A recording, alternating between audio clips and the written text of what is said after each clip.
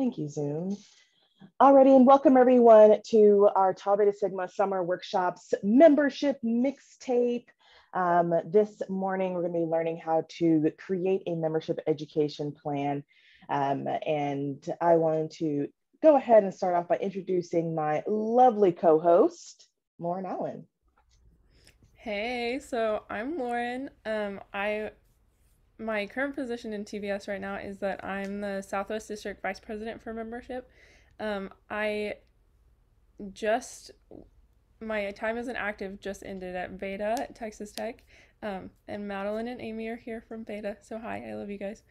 And I was a chapter VPM from 2020 to 2022, so I know exactly how this process goes. Um, and yeah, I have two cats. They're really cute and they'll probably make an appearance. And then this is my email if you ever want to get in contact.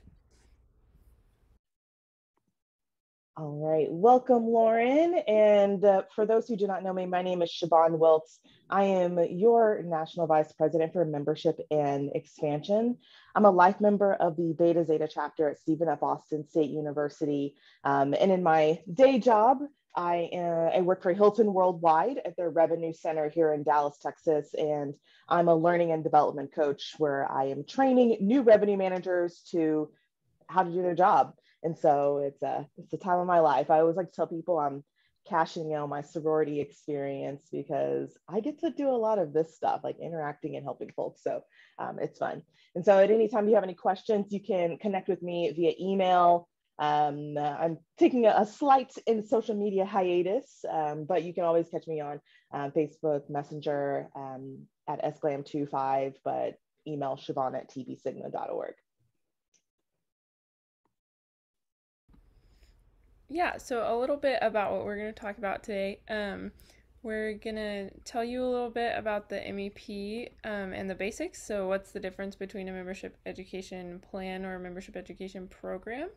We'll help you plan your membership process or give you some tips to plan that. And then we'll show you a completed MEP and what that should look like.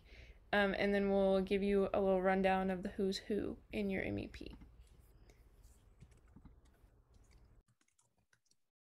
Yes, awesome. So get excited for all the cool things we have for you today. Some of the things we're going to go through pretty quickly, just based on, like we'll probably go through some of these MEP basics a little bit quickly because as we get into section 3, where we'll have that live walkthrough of an MEP, you'll be able to see some more of the beef and the meat and bones there. Yeah. So first things first. So MEP basics, getting us started here, learning all the ins and outs here. And a question for you all to drop in the chat. What does the P in MEP stand for?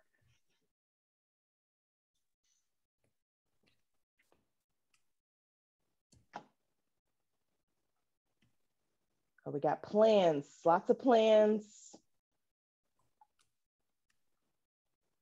Some more plans or program, yeah.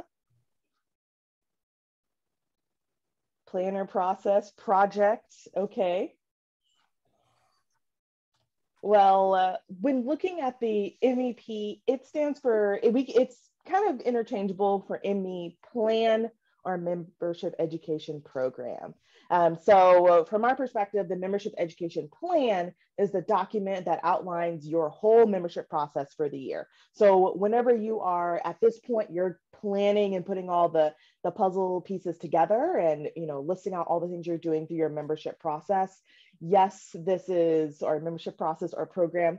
That is your membership plan. And then any program or process, there's a lot of options for P out here, but the membership education program is the new member and continuing education component of your education plan. So the program is the active part of doing it. So you will hear us say MEP interchangeably. So please roll with us on that one.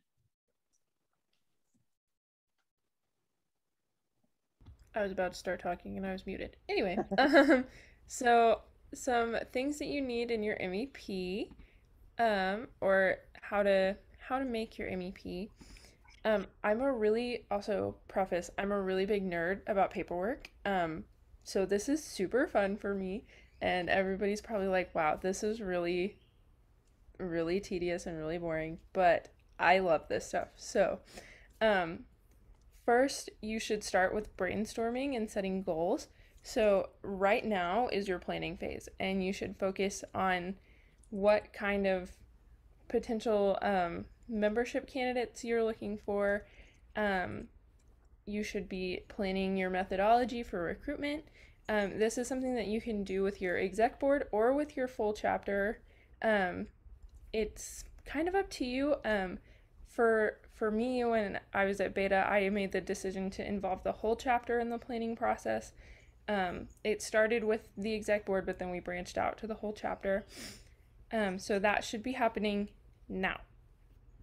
So then submitting your MEP. So once you've figured out everything that you want to have in your MEP, like all of your recruitment ideals, who you want to attract, all that kind of stuff, um, you can get started on your MEP that will be submitted for approval by nationals or people in your district. Um, please do not start from scratch. Siobhan will say this a million times, but we have your old MEPs, so please, please, please don't start from scratch. Um, but the MEP form is located at a link that I will send in the chat right now. It is live right now. We actually have one chapter who's already submitted, so yay, go them. But it will be the last call for this will be August 15th, but give us like 2 weeks to look at your MEPs and give you feedback, and then you can resubmit. So then for recruitment, once your MEP is approved, then you can start recruitment. Use the methodology that you outlined in your planning phase. It's kind of pointless to do all this planning and then not use it. So make sure that you use all the things that you've planned. And then intake, this is the formal education program of your MEP where you get to use Overture.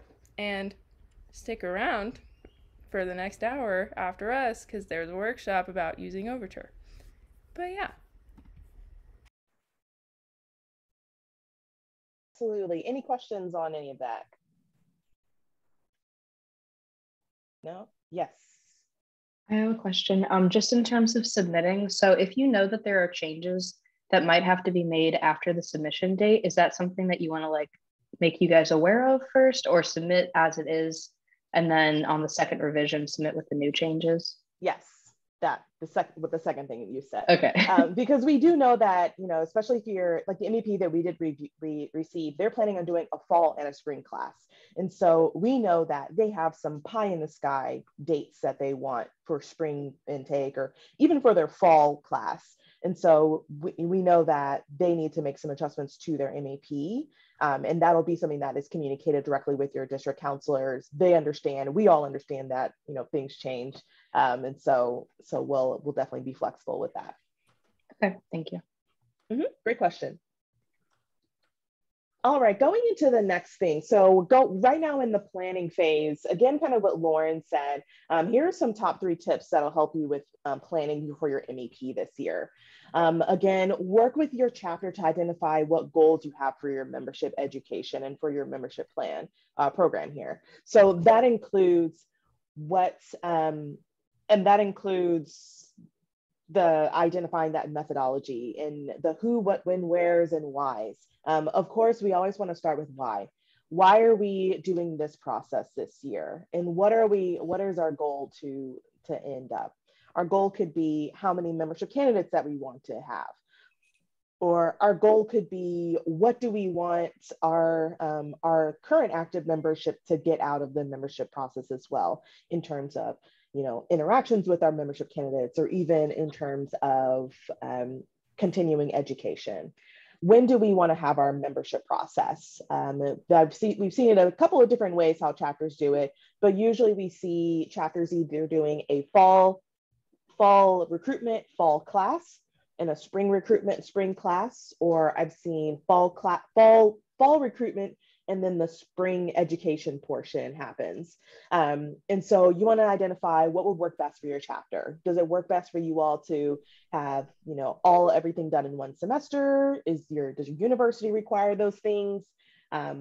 kind of talk together and learn that information as you're developing your methodology and how you're going to be setting your membership process up. And also understanding the expectations. Understand the chapter, university, and sorority expectations for membership education and intake.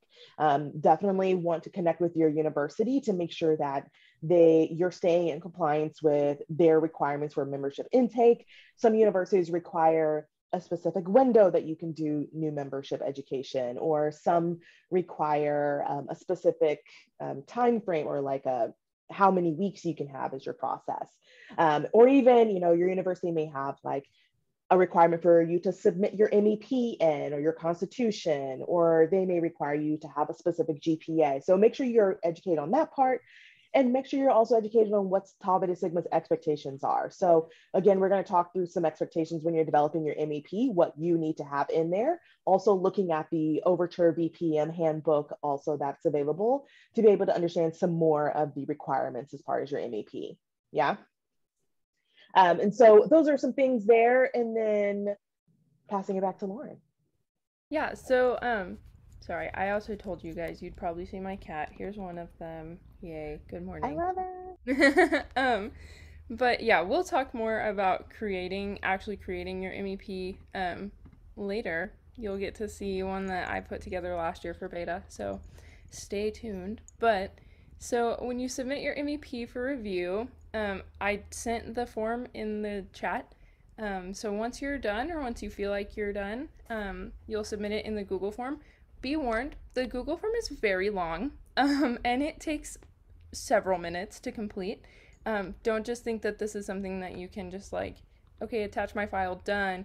It is very detailed. And so if you're not ready to, or if you don't have time to sit down and take some time to fill this form out, I would wait for a couple days. But then once you have submitted your MEP, we get a notification, and Siobhan or somebody on the curriculum committee emails me or somebody in your district, and they're like, hey, can you look over this one and send them an email and whatever. So that can take up to 14 days because all of us have like real life jobs outside of this organization. So yeah, it may take a minute, but I promise we didn't forget about you. But if you want them back sooner, you might submit sooner. Yeah, I'm just food for thought. Say that again for the people in the back. Like the one that we have submitted right now, we have one nationally, one MEP submitted, and that's cool. But they are getting feedback like 2 days after they submitted it. So if you want that to happen, if you're like, wow, I wish that was me, you should get it going. But it's not officially due until August 1st. Anyway, so then you'll receive an email from your district counselor, or potentially from your district VPM, but it's probably from the counselors that will approve your MEP. This is a new way that we're doing this year, so sometimes the specifics are not super clear, but you'll receive an email from one of us that will tell you that it has been approved or that you need to make some revisions. In my case, when the MEP that I submitted was approved, I had a few revisions to make, but I had emailed the counselors and I said, hey, I have a recruitment event happening in like 10 days and I'm submitting this right now. Can you at least approve that event? And they were like, sure. And so they went through and approved my first few events, and they were like, okay, here are the things that need to change before we can approve the rest of them. And so then I made those changes and then it was approved. Don't bug them about getting feedback unless it's been more than 14 days. If it's like on the 14th day, they still have the 14th day, but if it's on the 14th day, don't do it yet. Just don't bother anybody. I promise they're getting there. But anyway, so we have a very important graphic on the next slide. Yeah, so to demystify a little bit and with it, and Lauren gave you a good overview of the process. We are changing the process for MEP review because, like Lauren said, all of our district counselors and all of our national leaders and even our district officers are all volunteering. And so like I work a full-time job. Many of our counselors, or all of our counselors also work full-time jobs. Some are educators, some work longer hours, some work different hours than everybody else. So with having that 14 days, it gives us an opportunity to be able to look at it and, you know, with our personal schedules and also with the volume that our chapters that we have to review over time. So for instance, the Southwest and the Southeast district, out of the 3 counselors, they have to review 30 MEPs, 30 plus MEPs between the counselors. And so that's a lot for them to review on top of their jobs and personal lives and all that cool stuff. So I appreciate your patience and understanding with this process. And then we're also getting some of our volunteers as part of the National Curriculum Committee who are going to be taking on the review of some of these MEPs. And so that'll also be able to help to alleviate the amount of MEPs the counselors have to do. And then with that 14 days, we'll provide the information, the notes that you need. And then your job is to stay on top of your email because we're going to respond back to the email that you provided in the MEP form. And so you have to stay on top of that email and look out for ours, because I've seen many times last year that the gap in time to get your MEP approved was from the counselor or the district VPM sending feedback to the chapter. So stay on top of that and make sure that you have, you know, you're ready to answer the questions and get the work done that needs to get done on your end. And then you will get an email from your counselors approving your MEP, and we're going to file that away for us as well. So next year, your next VPM will have an approved MEP to use so that the process gets even quicker for them as they're developing their membership process. Yeah, thumbs up. Very nice. And as they say, or as we say, no membership activities can begin until your MEP has been approved. So that means if you, like Lauren said, you know, they had a recruitment activity that began on September the 1st, they cannot conduct any membership activities until it's approved. And yes, the counselors have the flexibility to be to approve the recruitment part, but still work on the education part of the MEP. And so that's definitely in part of communication, but you cannot do any membership education until your MEP is approved.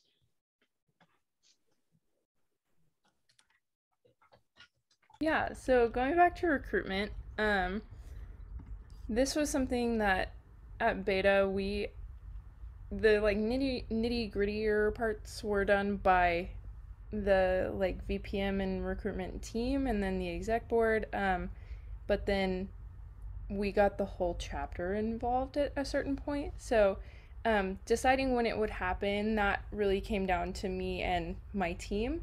So we decided that we wanted to do, our chapter traditionally did a fall recruitment about from mid-August to November. So we just planned certain events that would fill up that window.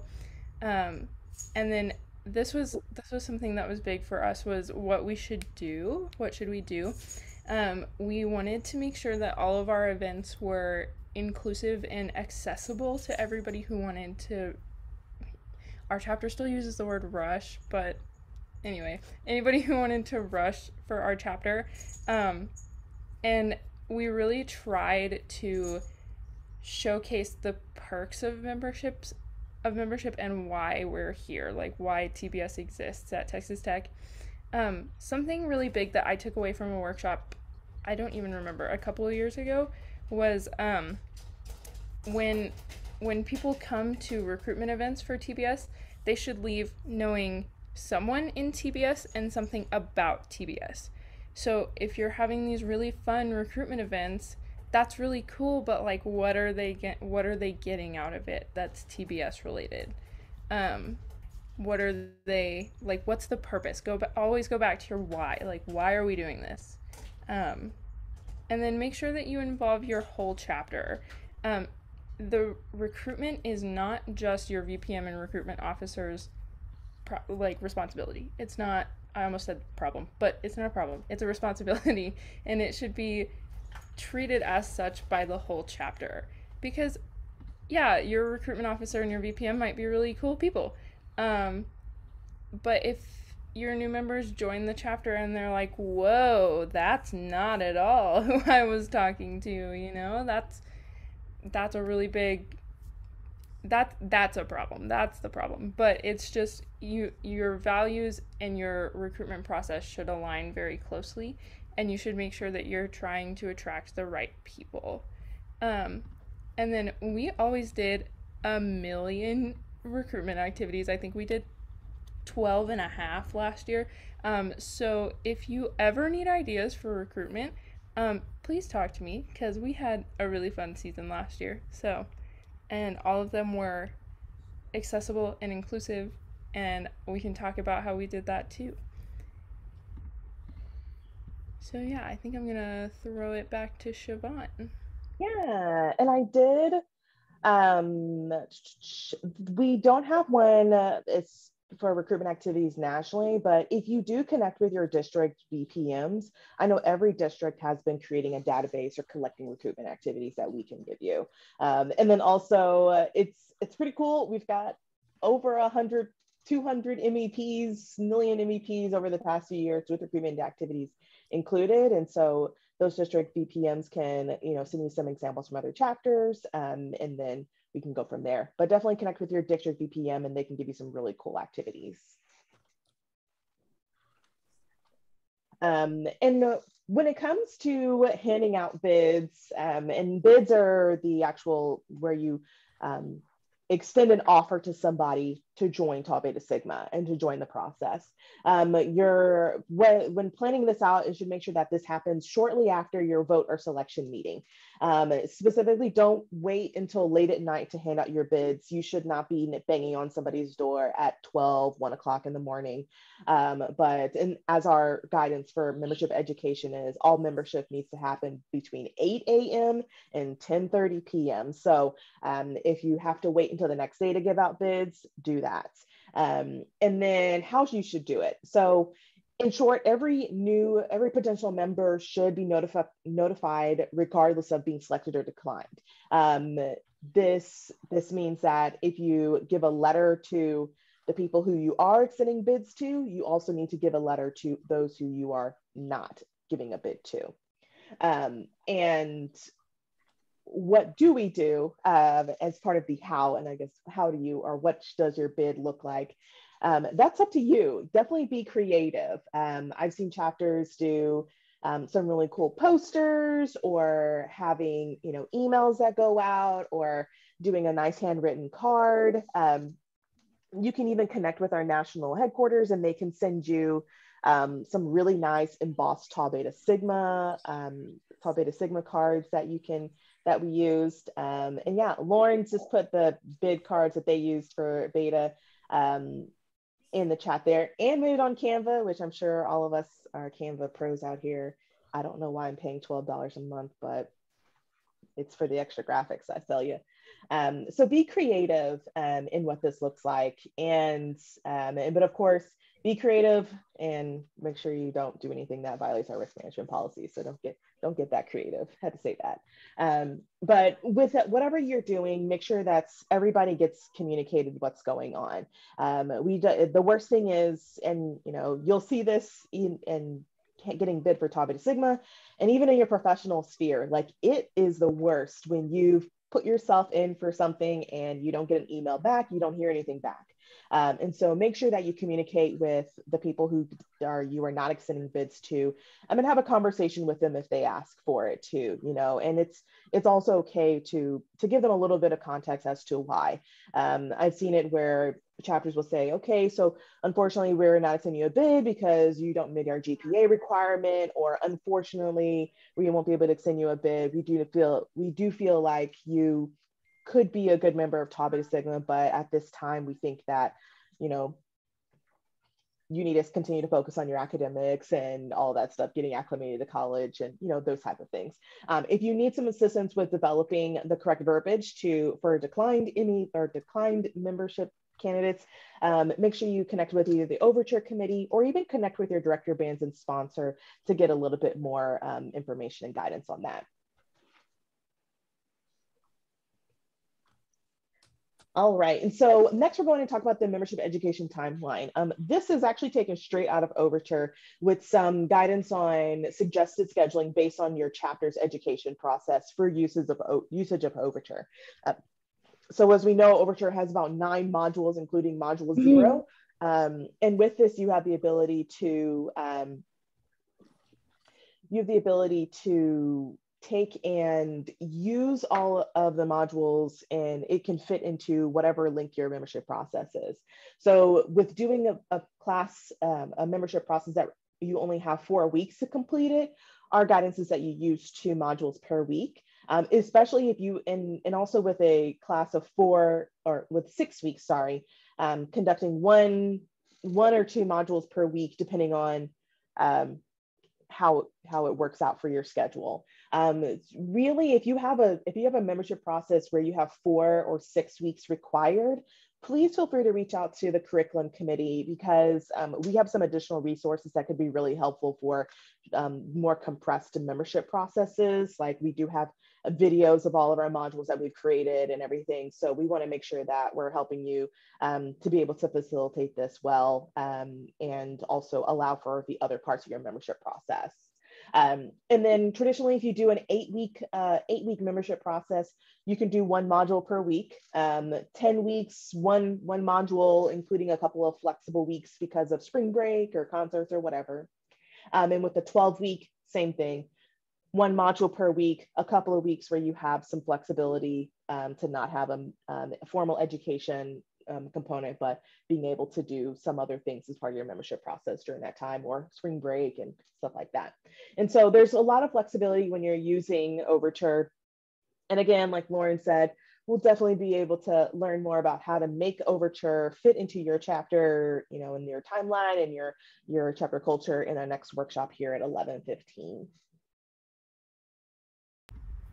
Yeah, so these are some more considerations for your timeline. Are you going to have fall recruitment and a fall intake? Are you going to do fall recruitment and spring intake, spring recruitment and spring intake? And there are different, I know some chapters do both fall recruitment and spring recruitment and do a class in both semesters. I will encourage you to think, though, that if you are one of those chapters who traditionally has 2 classes in the school year, and you're not super happy with it, or your exec board is stressed out about having 2 rush processes, I would recommend rethinking it, just because I think Erica said something one time that she just said that tradition is another way of saying that no one could think of something better. So if you are really struggling with the whole 2 classes in a school year thing, you don't have to do that.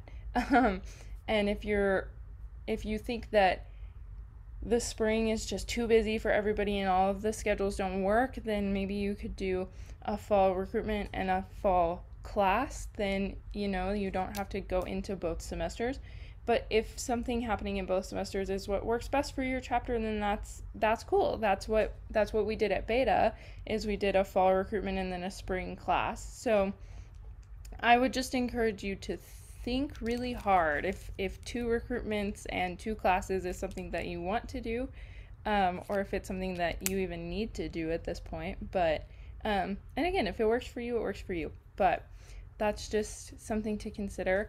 Scheduling rituals and ceremonies. So module 0 is the only activity that can take place before first degree. Yeah, and that's going to be a video this year, so it won't be super stressful anymore. So then second and third degrees, you shouldn't have first degree and then like a week later have second degree, unless you've done a couple modules in between. It shouldn't be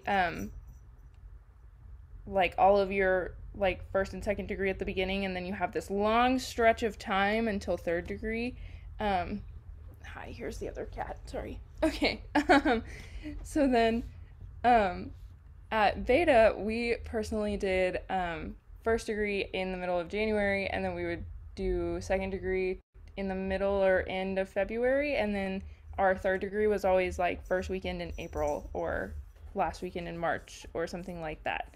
So just make sure that they're spaced out. And really, I know that this was a consideration a couple of years ago at beta, and I'm really glad that it didn't happen. But second and third degree can be performed together, but they should not be for a membership class. They should be spaced out. At beta, we usually do second degree, and then we do second and third degree again at the end in case we had anybody who missed second degree. Then we do it for them. But truly, for your whole class, it really should be split second degree and then a while later, so they've had some time to think, then third degree. It really should be. They're meant to be separate, but they can be performed together. So just something to consider. Looking at school calendars, your School of Music calendar should come into consideration. If your VPM is in an ensemble that has a concert during a membership education meeting, maybe you should move that meeting. I don't know. And then look at your breaks like spring break or winter break, or we have the weekend off around Easter every year at Texas Tech, so just being aware of things like that. Sports, if you're doing recruitment in the fall and a lot of your recruitment comes from marching band, maybe don't put an event on a game weekend. We were even really careful to avoid big rivalry games too, even if they were away games, because we were like, okay, everybody's gonna wanna watch the game. So and then again, concerts, something that's big in Texas is that we have to work around TMEA.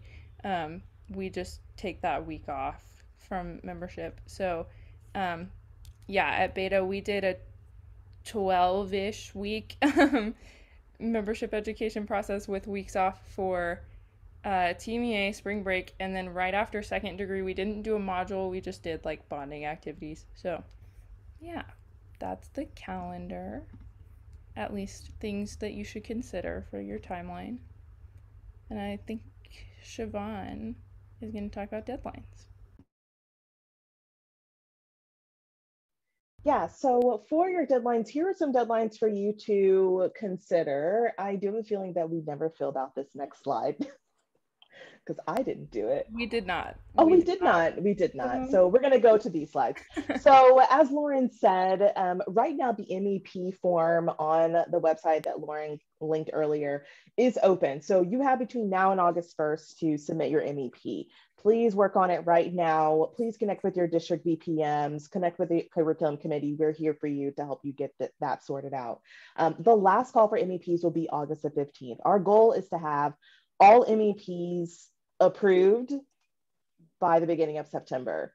And with that goal, specifically, like if you're doing recruitments during the fall of spring intake, our goal is to have all the recruitment for the spring classes done. Our goal is to have full MEPs completed for those who are having fall intake and in recruitment. So please make sure that you get your MEP turned in as soon as possible so that we can make sure that you are not having any hitches in your giddy up and when you're going to go to your membership process. Please make sure that you fill out the membership candidate registration within 7 days of first degree. So that's 7 days pre or post, yeah? So make sure you turn that paperwork in. And then after your membership candidates have been initiated, you have 30 days to submit their initiate fees and paperwork. So make sure that that is done as well. With this report, if you turn it in late, you're gonna have to pay a late fee for that. Sorry, could you say that again? Oops, sorry, not you, Siri. If the MEP isn't submitted by August 15th, then it does not mean that they can't have a fall class, but we want you to, if you are planning on doing fall recruitment or a fall class, it needs to be turned in by August the 15th.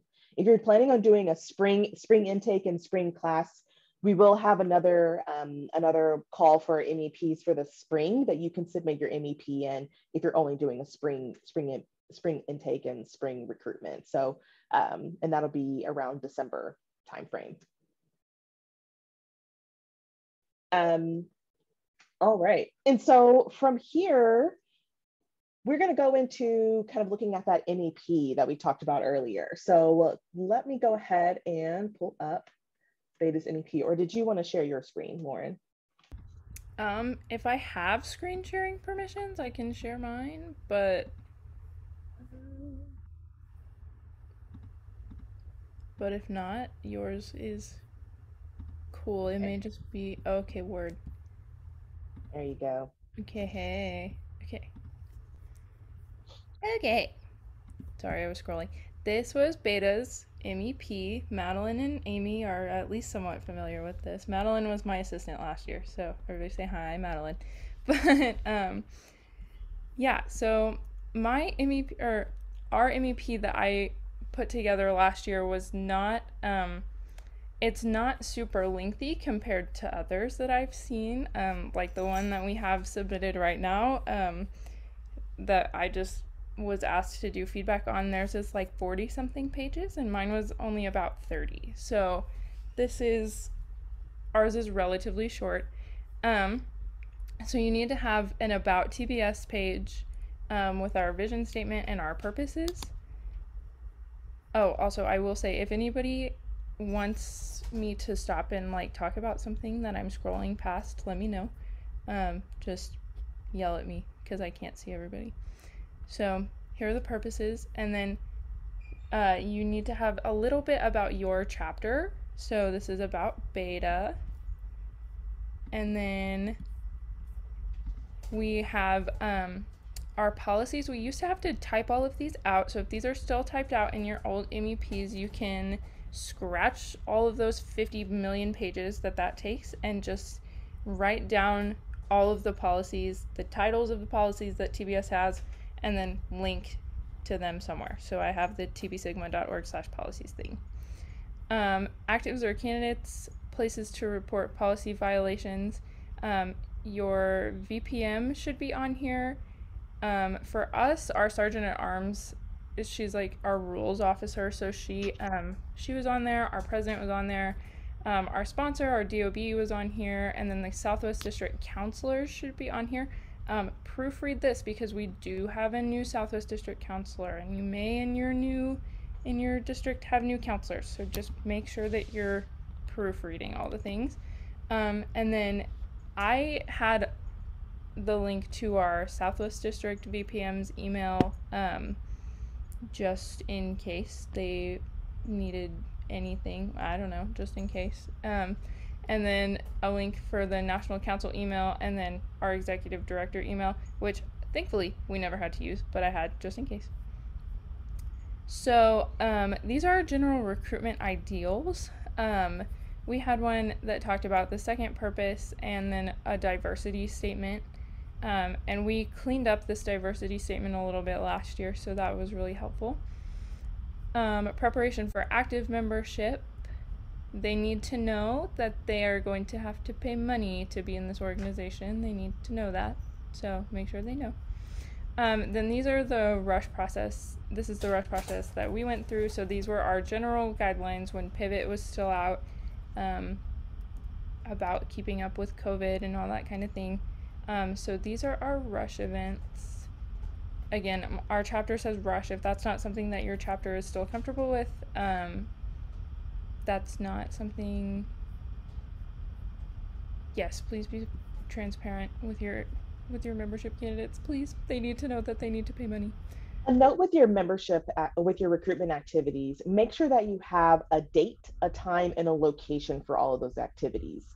And then also provide some content about what that is, what that recruitment activity looks like. You know, Lauren has in here, you know, it's an informal social event. We're going to be doing these things at this location, and that's what we want to see. And I even liked how they put at the end, you know, of the bingo rush, a cheerfulness of all times, like what 8 or 5 that kind of correlates to, or what purpose of Tau Beta Sigma. Because like we talked about earlier, your recruitment activities should be should relate to who we are in Tau Beta Sigma in our mission, vision, and values, and including the 8 and 5. Yeah, and so you'll notice that on a lot of mine, actually, I don't have a location. Oops. It's because at Texas Tech, we in the School of Music are not allowed as a student organization to reserve rooms more than a week in advance. So in a different spreadsheet, we had like rooms that we could use and ideas that, you know, like options in case we couldn't be somewhere. But we had like a park that we went to, but then these ones we just didn't want to promise anything that we couldn't follow through on. But we do have a title, a date, and a time. And a general description, and we're still scrolling. Okay, so bid process. We outlined our bid process very explicitly in here, and this was shared with our rushies, our interested people. And we had a way to keep up with this, and we kept it in a spreadsheet. And they were very aware of the point requirements, but they were also very aware that we would work with them if they needed us to. So then we have a statement about our voting process, and you also should be very transparent with your chapter about what percentage of your chapter has to vote yes for somebody to get a bid, because some places it's half, some places it's 2/3. At Beta it's 2/3, so we needed to make that very clear. And then for us it's within a week of voting that we inform everybody. So yeah, that's our bid process. We also have to have something in here about the early termination of candidacy, both initiated by the candidate or by the chapter. That should align with your chapter policies. And then you need to have a section that has roles in your MEP. So mine said, or the one from Beta last year says VPM and AVPM, big sister, big brother, actives, and alumni, and just define them based on your chapter standards. And you can have more, or you don't have to have that many. So these were our candidate requirements. Again, the initiation fee, they need to be made aware of that ASAP so they can start saving money, because that can be a lot at one time. So assessments, service points, music points, SIGs, we still do signatures or interviews at Beta, so this is a thing that doesn't have to be in your MEP but was really important to ours. And then the fundraising or service project, and the MISC points, and then attire and pin etiquette. This was also something that I had to rewrite last year because it was very gendered. It was, here are all the appropriate things for women to wear to rituals, and here are all the appropriate things for men to wear to rituals. So I rewrote all of that.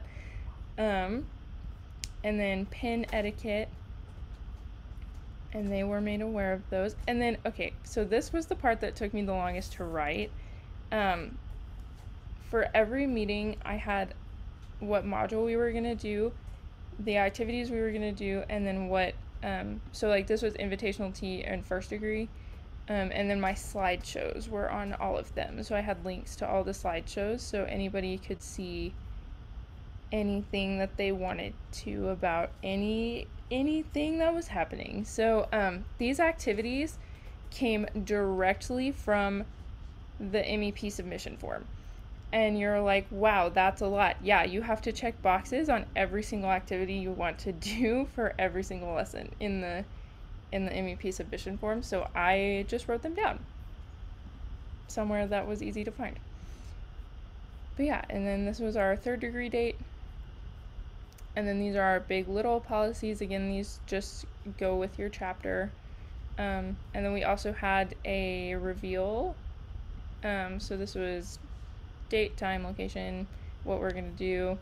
This is how we do our big little reveal, and then what needs to happen if there's a removal of a big little reveal. And then these are, I made a different section that said scheduled sisterhood events that are not, this was not official like membership activities, you know what I mean? So like we had invitational tea, which it happens right after first degree. We have snacks, but that's not something that's like officially required in the MEP. And then we did senior sig party, beta reunion, which is also at the same time as third degree, and then formal. So these are not things that are required in your MEP, but they are things that were happening. So essentially, your MEP needs to include any activity that the membership candidates are required to go to.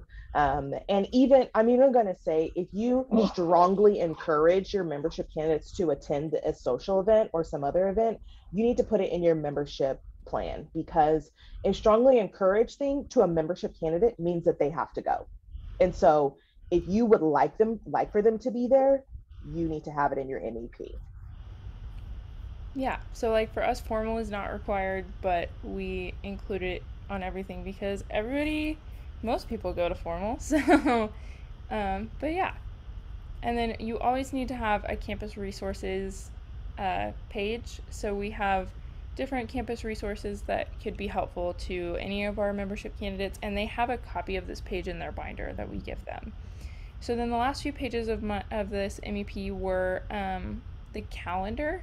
So I started my calendar all the way in August. Some people don't start it until their membership class starts, but for me it was helpful to have all of this laid out in one place.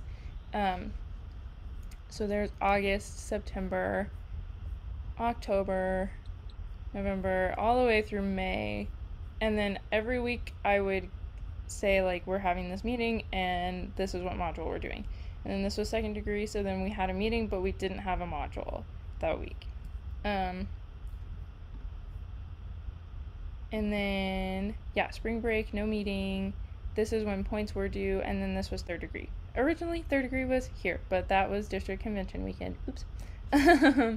But yeah, so does anybody have any questions about the MEP? I know it was kind of crash course a little bit, but any questions?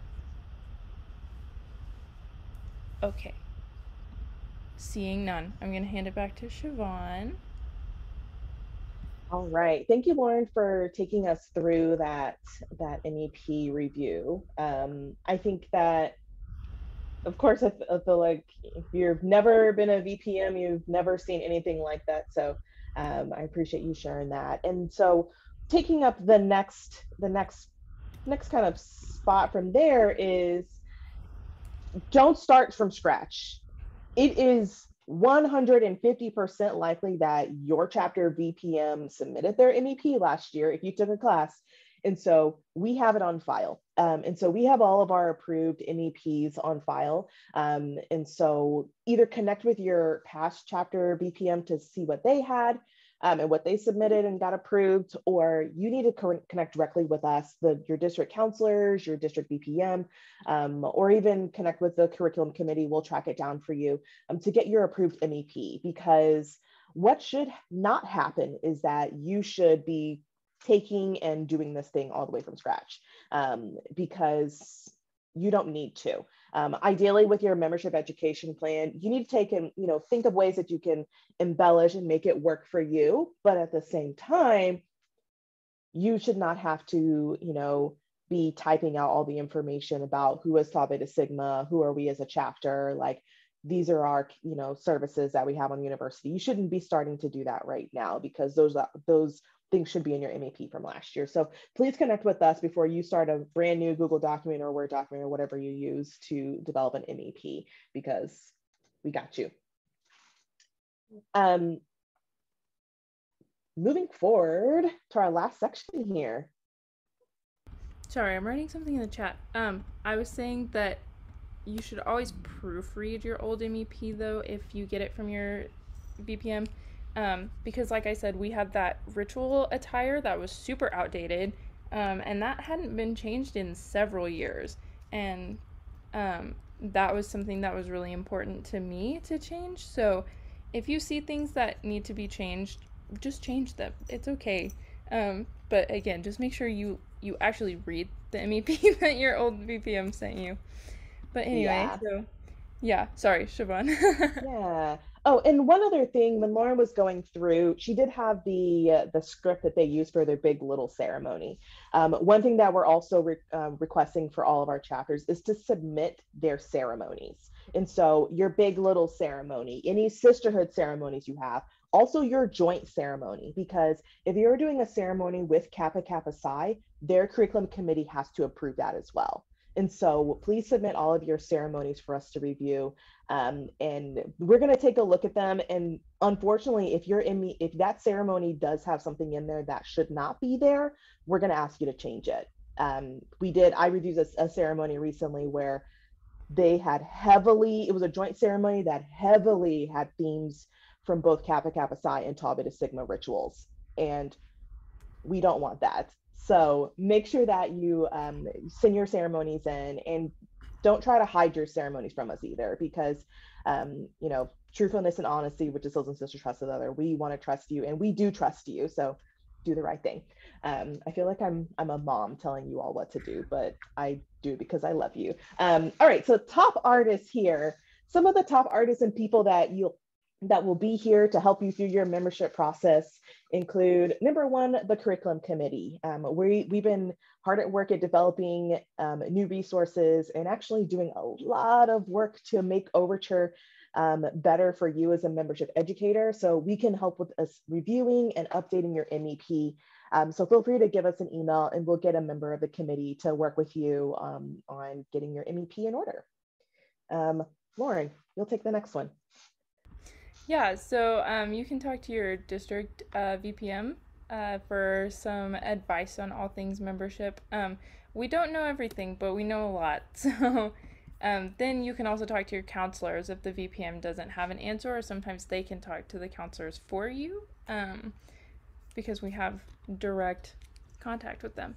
But then, yeah, also, like we said, your past chapter VPM, they have been through this process. They've written an MEP, they've submitted an MEP, they've had to make revisions on an MEP. They are really helpful. If you still have a good relationship with your past chapter VPM, they are very helpful to have in your corner. Yeah, absolutely. The one big regret that I had when it became a VPM was that I did not have the past VPM there to help me. It was a really weird thing. She was my VPM when I went through, and I went through, and then the next semester I became VPM because she had to be inactive the next year. She had to leave school. And so I wish she was there to tell me, like, oh, don't forget to plan this activity, or don't forget to buy this thing for the membership candidates. And I was like, oh, cool, didn't know it. So if you haven't done your transition meeting with your past VPM, try to schedule something during the summer if they have the time. I know some folks, they graduate or they leave and they check 100% out. They're like, see you later. But see if you can get a couple minutes of their time to be able to kind of get a brain dump from them and make sure that you get that MEP and all the information that you need to help you be successful next year. And with that, we actually are at the end of our presentation here. We do have the next session starting here in about 15 minutes. So, and we do have the ability, if you all want to, we can open up a breakout room if anybody has any questions, and Lauren or I can jump in that breakout room to chat. But yeah, if you have any questions or need anything with developing your MEP or about Overture or any of that at all, please feel free to reach out to us. All of our emails are listed here. Myself, Lauren, and then even the curriculum committee, again, we're here to help you and make sure that your membership processes are chef's kiss. Any questions from the group? I have a quick question. I know we sort of had talked about, like, if you have a fall intake and a fall class versus doing a fall like intake and a spring class, so you can submit 2 separate MEPs? You should only be submitting 1 MEP. And with that, it should include all that information. Yeah. So if you're doing a fall class and then a spring class, you would submit an update to that MEP for your spring class. Because I know that when collecting MEPs, there was a couple of chapters that had one or 2 separate ones, and we're like, which one's the right one? And so submit 1 document for all of that. So even if we're doing a fall like recruitment and a spring class, like I saw that there's a date for like a December submission, so there's not 2 separate documents. No, it is 1 document. Okay. Good question.